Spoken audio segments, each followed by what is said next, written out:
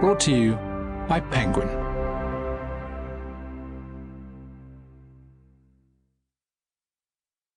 This House is Haunted by John Boyne, read by Harrie Hayes. Chapter 1. London, 1867. I blame Charles Dickens for the death of my father. In tracing the moment where my life transformed from serenity to horror, twisting the natural into the unspeakable, I find myself seated in the parlour of our small terraced home near Hyde Park, observing the frayed edges of the hearth rug and wondering whether it might be time to invest in a new one or try to repair it myself. Simple, domestic thoughts. It was raining that morning, an indecisive but unremitting shower, and as I turned away from the window to catch my reflection in the looking-glass above the fireplace, I grew disheartened by my appearance. It was true that I had never been attractive, but my skin appeared paler than usual, my dark hair wiry and unkempt.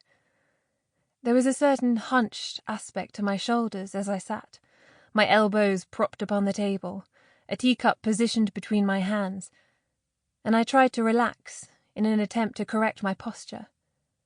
I did something foolish then. I smiled at myself, hoping that a manifestation of contentment would improve the rendering, and was startled when I noticed a second face, much smaller than my own, staring back at me from the lower corner of the mirror.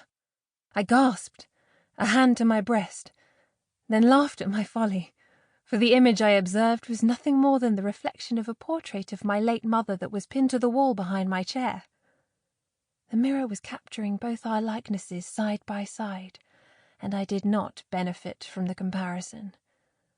For Mother was a very beautiful woman, with wide, bright eyes, where mine were narrow and pallid. A feminine jawline where mine tended towards harsh masculinity, and a slender build where my own had always felt outsized and absurd. The portrait was a familiar one, of course.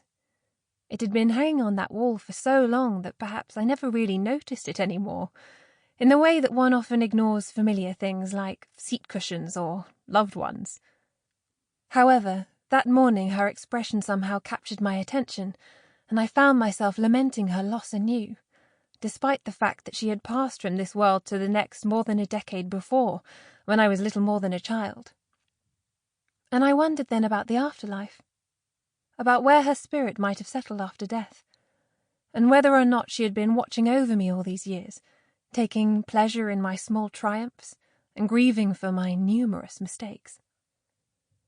The morning fog was beginning to descend on the street outside, and a persistent wind was forcing its way down the chimney, trekking a path along the loose stonework within, and diminishing only slightly as it entered the room, forcing me to wrap my shawl more closely around my shoulders.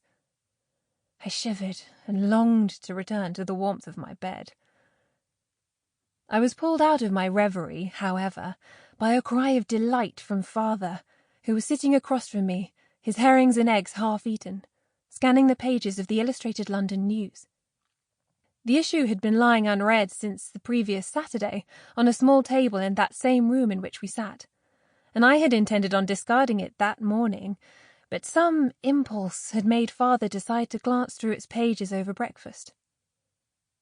I looked up in surprise. It sounded as if something had passed his throat the wrong way, but his face was flushed with excitement, and he folded the paper in two, tapping it several times with his fingers as he passed it across to me. "Look, my dear," he said. "The most wonderful thing!" I took the newspaper and glanced at the page he had indicated.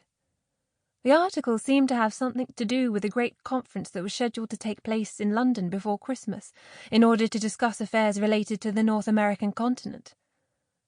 I read through a few paragraphs, but quickly became lost in the political language, which seemed designed both to provoke and intrigue the reader simultaneously, before looking back at Father in confusion. He had never before shown any interest in American matters. Indeed, he had professed belief on more than one occasion that those who lived on the opposite side of the Atlantic Ocean... Sample complete. Ready to continue?